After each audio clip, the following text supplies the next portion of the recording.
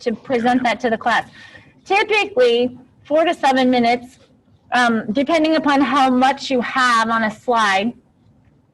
It will take you, you could probably get through about, 8 to 12. It just depends on how many slides you want to get through in that amount of time. Yeah, I tried to pack a lot of information, you know what I mean, in each slide specifically and stuff. So with that in mind, okay, so I'm at least on the right track. And what I'll do, I guess, tomorrow when I stay back for that, helping finish with that, and then the Quizlet stuff for the forums. I mean, are you okay to look at it and just see? Absolutely. That's what I'm here for. All right, cool. Thanks. Okay, we're going to go ahead and start on Chapter 2. Chapter 2 will build a little bit on Chapter 1 as far as some of the theorists goes, and we're going to talk about another theorist. So this talks about caring, and it talks about transpersonal caring. So first, let's define it. It says that transpersonal caring is human to human. Miss Kim. Yes. Can you show your screen? We can't see it. You can't see it? I'm so sorry. Oh, you can see me, but you can't see my screen. Okay, give me just a second. I should be able to do this real quick. Okay, here we go. I need to share my screen. Thank you for letting me know that.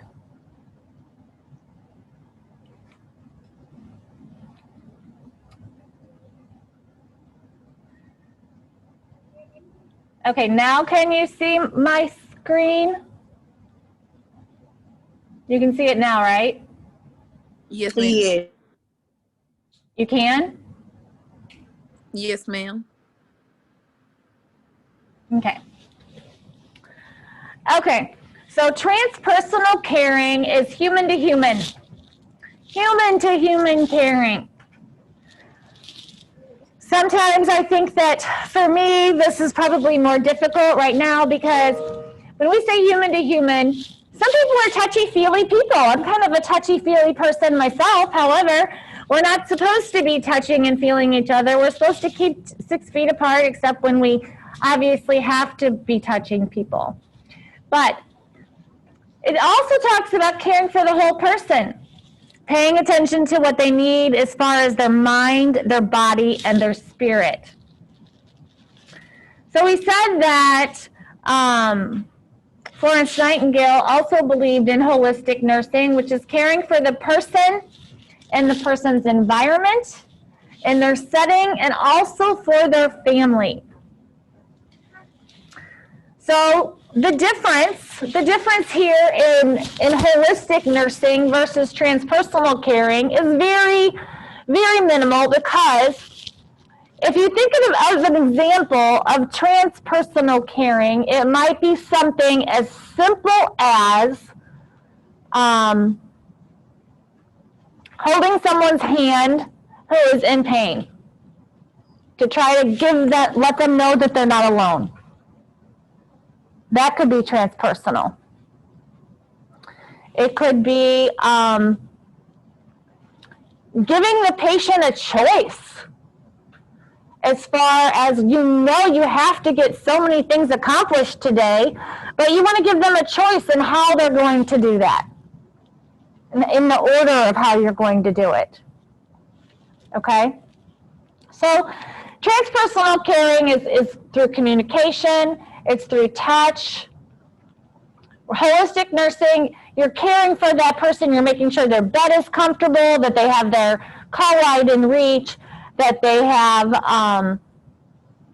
their water accessible to them so that they can reach it, that you're taking care of their family members. In other words, notifying the family, calling a mother or a father or a child or whatnot for that person.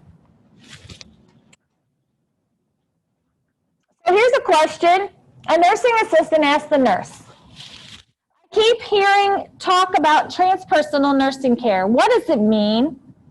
Which answer below is the best response? Transpersonal nursing care is care that treats everyone the same.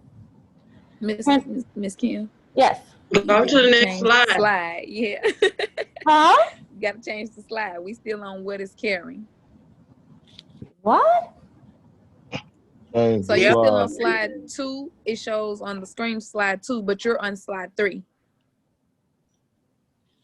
You don't see this slide? Nope. We see what is caring. Am I the only person that see that?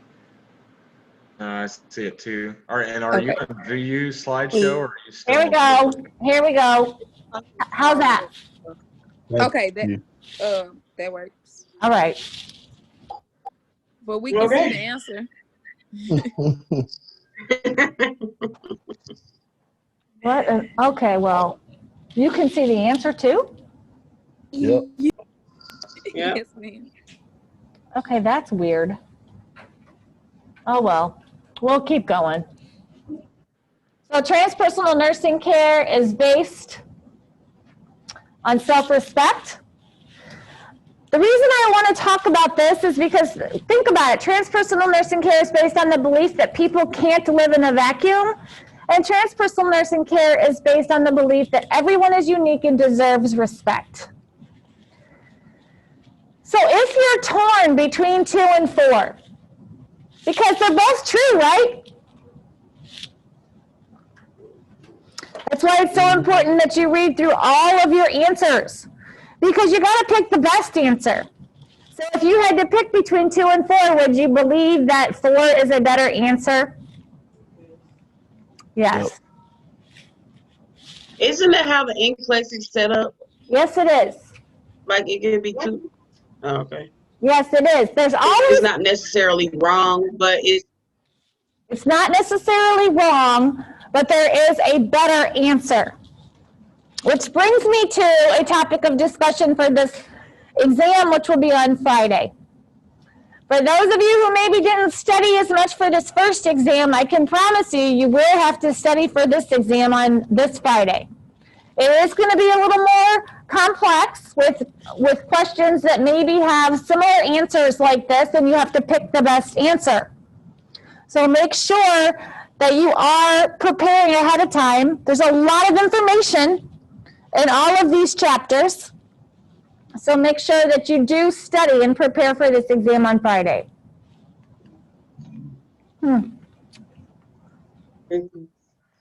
Okay.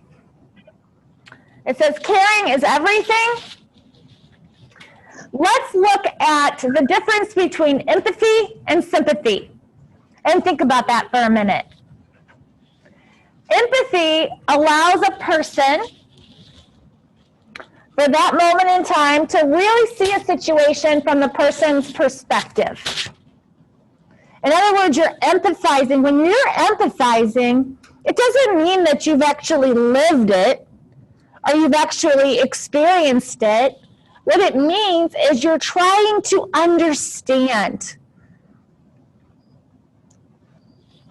And you're trying to help that person no matter what. Sympathy is an assumption that your own situation parallels the client's situation. I'm a mother too, so I understand. Then you're being sympathetic. Maybe you have been in that situation and you're sympathizing with them, and you can share a moment. But when you're empathetic, you need to walk in their shoes. You need to figure out, oh my gosh, how would I feel if that was me? Okay?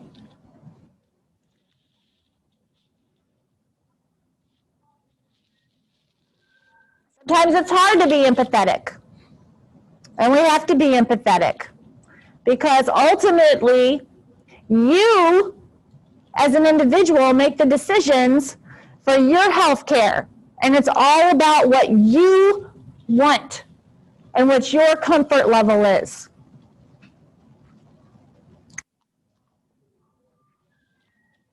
I like to use the example of a patient on hospice.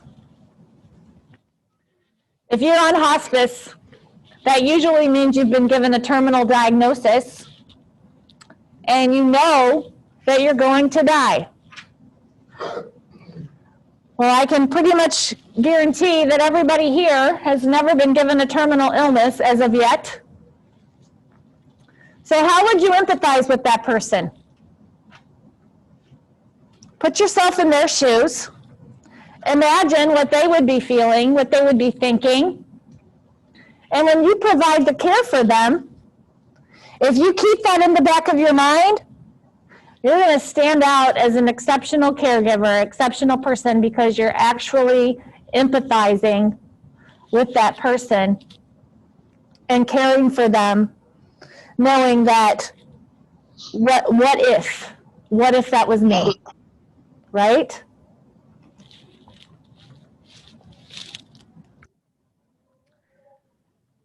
Okay, let's talk about the characteristics of a caring nurse.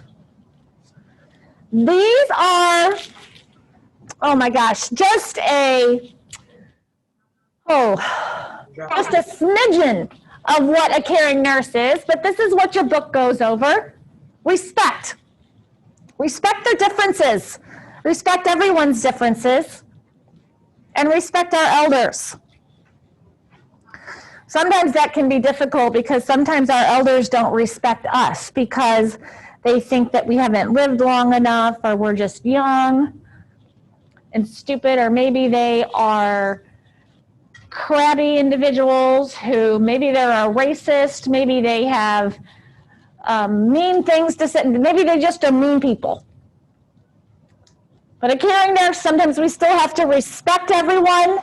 We don't have to like them, but we do have to respect them. We have to assess the entire person, assess their knowledge level, assess their skin, assess their neural status, assess their heart rate, their respiratory rate, assess all of it. And then learn. Learn to use their name. Mr., Ms., Mrs., Mr. Brown, Miss Smith, Ms. Rao, Mr. I don't know, Mr. Carey, whatever it may be. A caring nurse enjoys. They enjoy their job. They accept that maybe not every day is going to be a great day, because you never know what's going to run in your path when you're a nurse. They develop common courtesy. And we speak to the person. Speak at their level. You have to assess their knowledge level of their disease process and where they're at so that we can speak their language.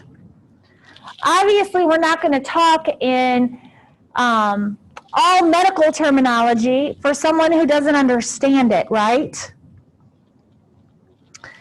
One of the things that frustrates me the most about going to the doctor is that if they know you're a nurse, they may not tell you everything because they think or assume that you know it. So I always tell them, talk to me, first I never tell them I'm a nurse because I want them to tell me everything as if I'm stupid. Okay, I shouldn't have said that, but I want them to tell me everything as if I don't know anything. Because you want to learn. Acquire high-tech, high-touch skills. And understand that there's a reason behind every behavior. Another theorist said this, Dr. Abraham Maslow. We're going to talk about him too. But keep in mind that he's the one that said that. There's a reason babies cry. There's a reason that people that are mentally ill maybe escape or elope from their care facility. There's a reason that elderly people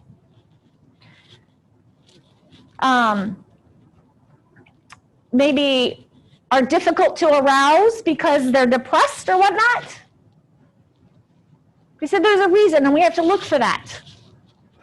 Promote other nurses. Can't stress that enough. Because if you've come into a facility and you're getting a report and they're saying, well, I came in and this nurse, I had 7 patients and they were all soiled in urine and she didn't do anything, blah, blah, blah, blah, blah, blah, blah, blah. Is that healthy? You never know. Hopefully it's not that she did that intentionally, but you never know what went on that night.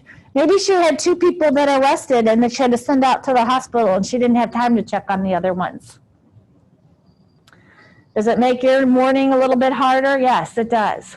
But we need to keep in mind that everybody has a different activities on their shifts, and include significant others. Even sometimes when they don't want to be included, we need to encourage them to participate in the care of their loved ones.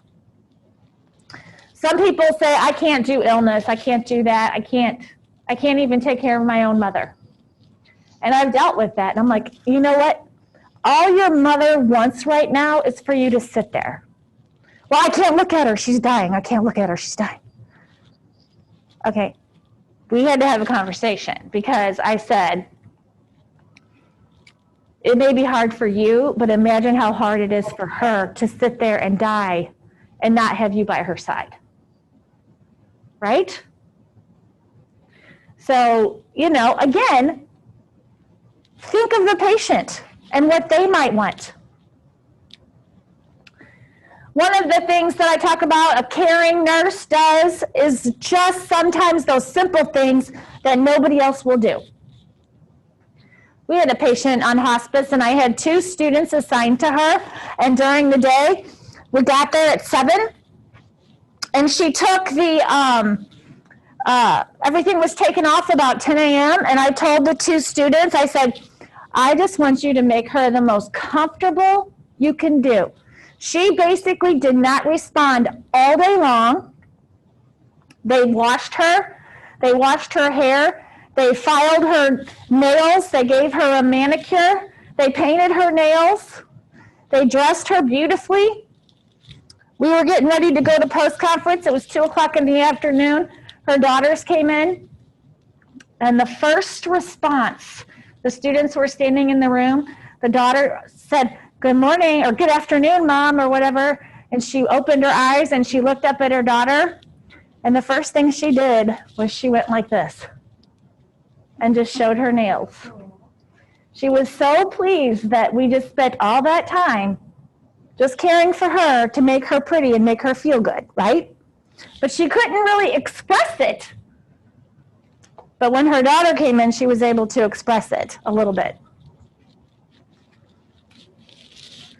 So Dr. Jean Watson is the one who devoted her life to understanding and teaching the science of human caring. She said that nurses care in a co-participating manner. So we encourage significant others to care, and then we also co-participate in that. The nurse and the patient share something personal, and the attention of nursing care should extend to the entire person beyond the cellular level. Look at that. What does that mean? Beyond the cellular level. So in your body, when you study anatomy and physiology, you talk about all the cellular responses. You have all these cells. You have white blood cells, you have red blood cells, you have all these cells that are interacting. This is beyond that. What do you think this, if you had to distinguish the cellular level, which means when you have an infection, all your white blood cells go to that area to fight it, is that a medical response to care, or is it a nursing response to care? It's a medical. The cellular level is more about medicine. Whereas, let's talk about some of these other things. When you share something personal, and we don't mean, sharing about your weekend or anything like that. We mean maybe you're sharing something that you have in common, or just sharing a caring moment where you're taking the time to feed a client when nobody would that day. The intention of nursing care should extend to the entire person's need. And Carita's measures versus curative measures. Carita's is caring.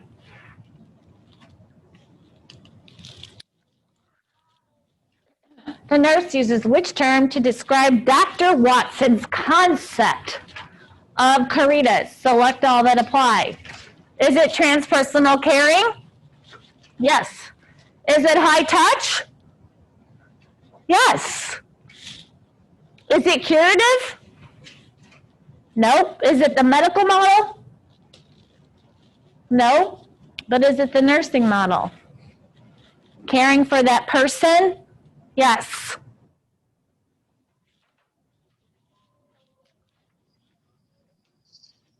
Transpersonal caring, high touch, high care.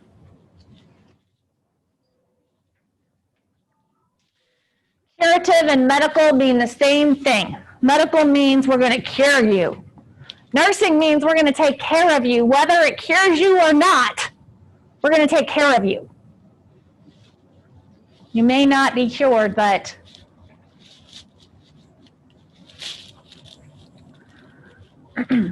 so here's some more examples to distinguish between the nursing models and the medical models. Caring versus curative. We've kind of given some examples, but like we said, caring, if you had to say caring, would you say taking somebody to church in the chapel? That would be a caring measure, right? Curative, maybe you are giving them a blood transfusion. That's more of a curative measure, isn't it?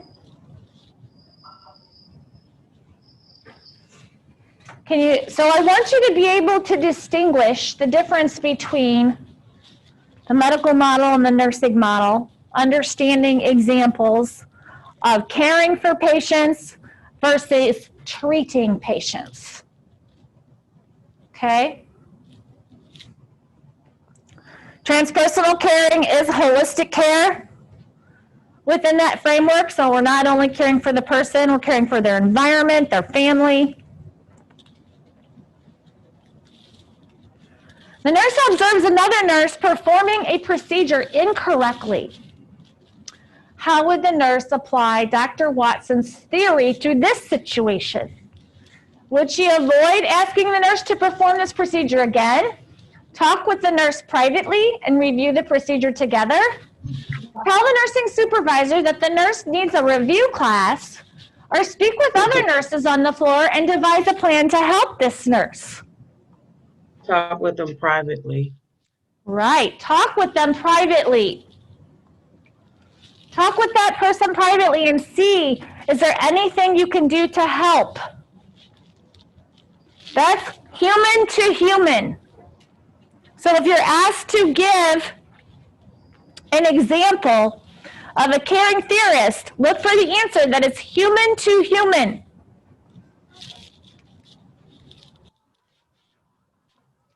Prioritizing can be efficient and caring. All right? One of the biggest things that we have to do as a nurse is prioritize our care. We have to figure out what we can do to get all of the necessary needs met, and what we can delegate and what we can't delegate.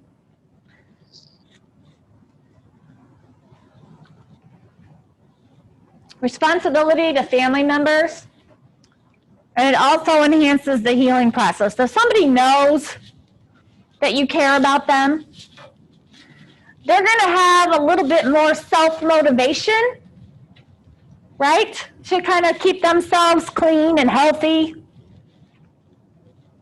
If somebody feels that nobody's visiting them and nobody's caring about them. You have that patient that nobody has visited in like a week. They're probably going to be difficult to even encourage them to take a bath, right?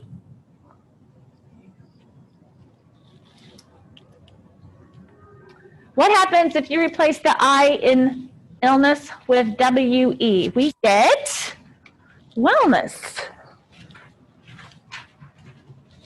So personal motivation. Well, I just gave you an example. Sometimes you just want to have somebody by your side. It's a process that gives behavior, purpose, and direction. There's a reason behind every behavior. Motivation is dynamic and changes with experiences. So we talked about adults, learners, being self-motivated because it's exciting to learn and to become a nurse. Sometimes we have to motivate our patients, though, too. Theories of motivation help to identify personal motivation and understand what motivates others.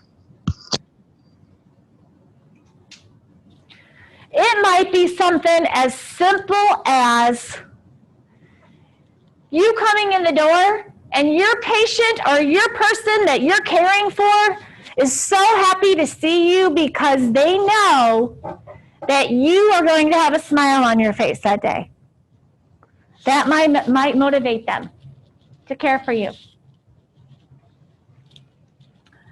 One of the things that's changing in healthcare, and I'm going to talk to you, this is about probably 8 or 9 years ago. So things are changing, but 8 or 9 years ago, you weren't allowed to show your tattoos in the clinical setting. And over the course of the last years, they have decided that, you know, it might not be as bad. Some clinical facilities still say you can't show your tattoos, but some say that it's okay. We used to have students wear Band-Aids, and then that became an infection risk. Well, we all knew that, but they said we had to cover them, so we had to wear Band-Aids. We had a student, a male student, who was tattooed from his neck to his toes, his full body. I kid you not. Beautiful colored tattoos. Well, he was in nursing school every single day, whether he was in class or at clinical. He wore a turtleneck and long sleeves to cover all of his tattoos. He got hired at Manor Grove. First week, the residents were very biased against him because he was covered in tattoos, and nobody wanted him as their nurse because they were afraid of him. They thought he looked scary. A week later, they were begging for him. We want him. We like him. We really, you know, again, remember I said sometimes you have to prove yourself? Isn't that silly? You have to prove yourself? But again, he was very motivating to the residents, regardless of his tattoos. Like, that didn't matter. So then they put their judgment, I guess, aside and said, we want him. Well, then he couldn't, he worked all the time. He had lots of patients that really loved him. I don't even know if he still works there or not. I'll have to check it out.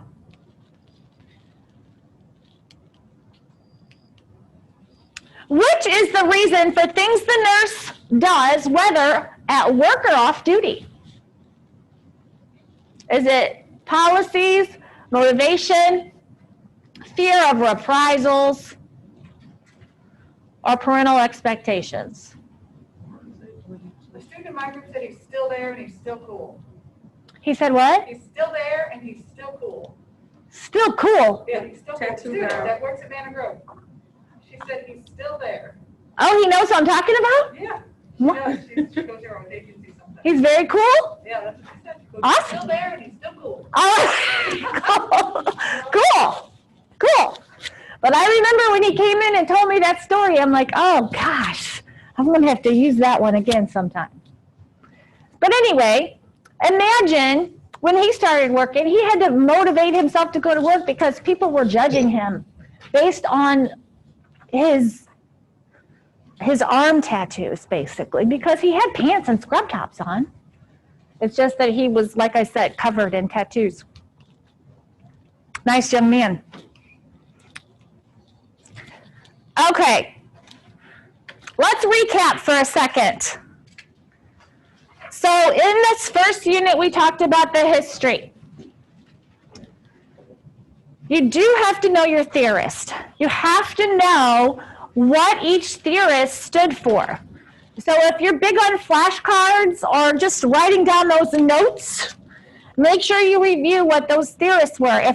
If you want to do a presentation on one of those theorists, you're welcome to.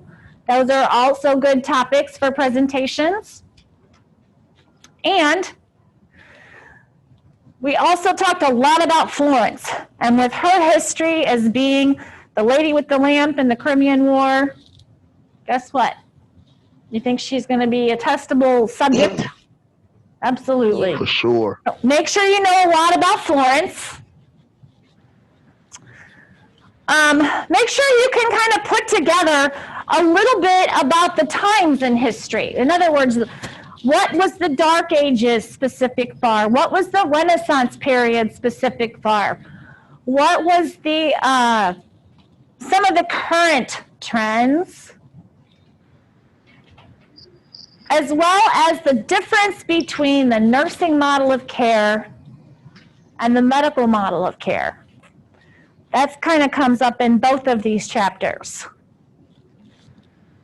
So understanding examples, not just defining it, the nursing model versus the medical model, but examples of those will be helpful. And then also, Dr. Jean Watson. The big thing was transpersonal caring. So make sure you understand transpersonal caring, holistic caring or holistic nursing, and what Dr. Jean Watson believed in. Okay?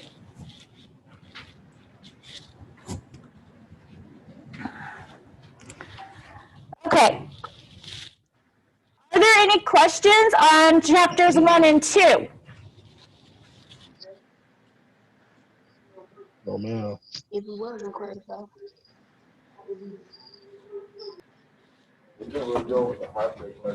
Huh? I'm sorry. Oh, yeah. He said, what about the high-tech, high-touch skills? So that's part of Jean Watson's theory. High-tech, high-touch. Let me talk about that for a second. So when you have high-tech, high-touch, what that means is you have to be able to assess whether or not your patient would benefit from a high-tech, high-touch skill. Okay? So are you asking me for like an example of a high-tech, high-touch skill? Yeah, I thought you meant like charting, like that. Okay, so charting could be something that is high-tech, okay, but you're also charting possibly what you did as far as the high-touch goes. So maybe when they say high-tech, and when you're caring for the patient, you're also providing high-touch skills. That just means maybe you have somebody who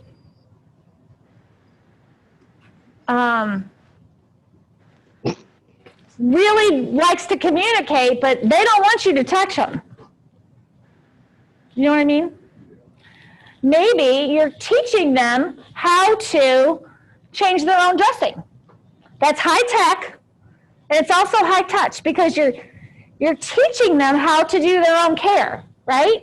Okay, Ms. Kim, I got a question. Yeah. So when you say that, so like when you say a person who maybe don't want you to touch them, but they'll basically describe. So say that you have a patient in pain and they don't really want you to touch them, but they can describe to you exactly what's wrong. Would that be like an example of it?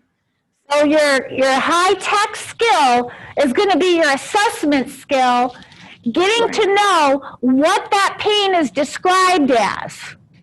Okay. And then if they want you to touch it, sometimes just giving a gentle massage would be the touch piece. Do you see? So the high tech is the charting and the assessing, and the high touch would be Well, what you actually did to put your hands on that person. But you're right. You may have somebody who doesn't want you to touch them. So you have to assess their pain level. You have to assess the pain intensity. You have to assess, okay, where does it hurt? Is it throbbing? Is it aching? Is it burning? You have to assess, is it hurting all the time? Is it something that's just intermittently? Is it just when I touch you? Do you see? So tech means basically your skill in getting to the root of the problem, and the touch, you're touching your patient basically without touching them, or you're touching them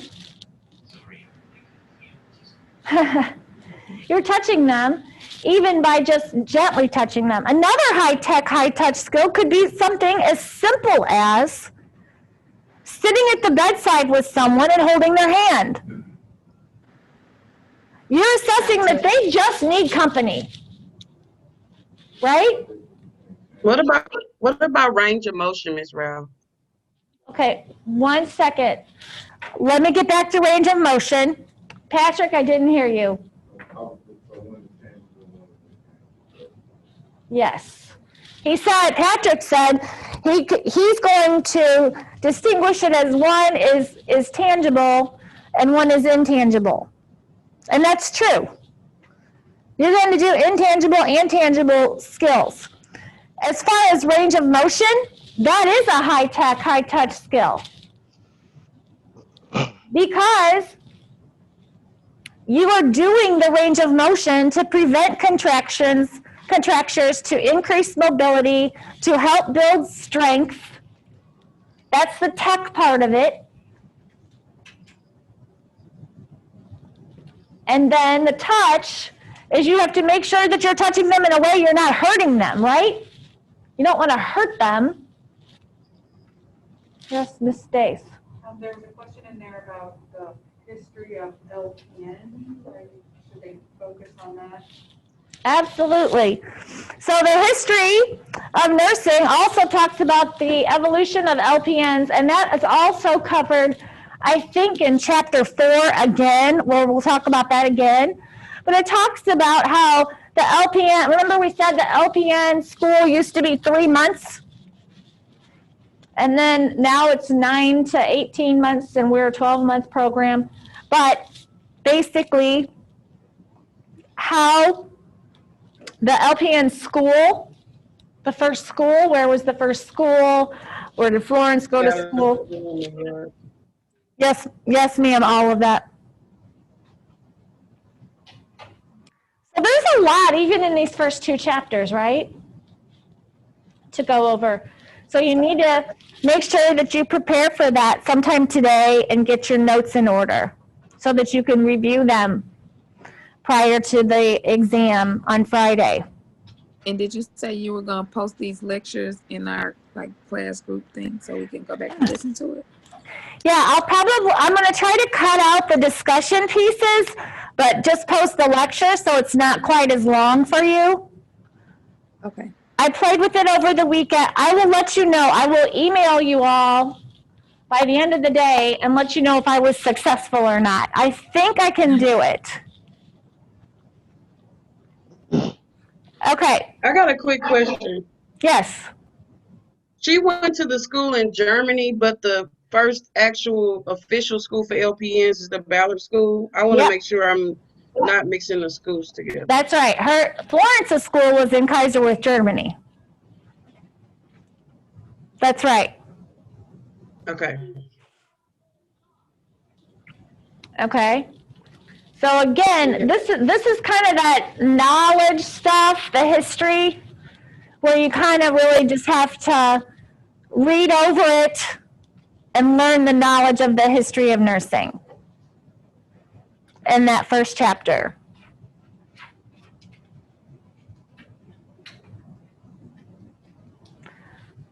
Okay, does everybody have a good idea as far as what we captured in these first two chapters? Okay, so now I want to talk about what I'm going to do is I'm going to post the quiz password to the abbreviations quiz, and you will be responsible for taking that by midnight tonight. It doesn't have to be anytime soon, but I will post the password for it, and you will just log on, whether it's at home or whether you're here or wherever you want to take it, and it's only going to take, like I said, about 15 to 20 minutes to take that quiz. Now for Thursday's test, I want to go over a couple of things as far as how to put words together to make medical terminology and how to break them down. So if you guys at home, if you have your study guide in the syllabus packet, you will be able to see kind of what I'm talking about, and I can also go over some more words tomorrow. Let me get your faces all up here. How come I can't make it big? Oh, I see.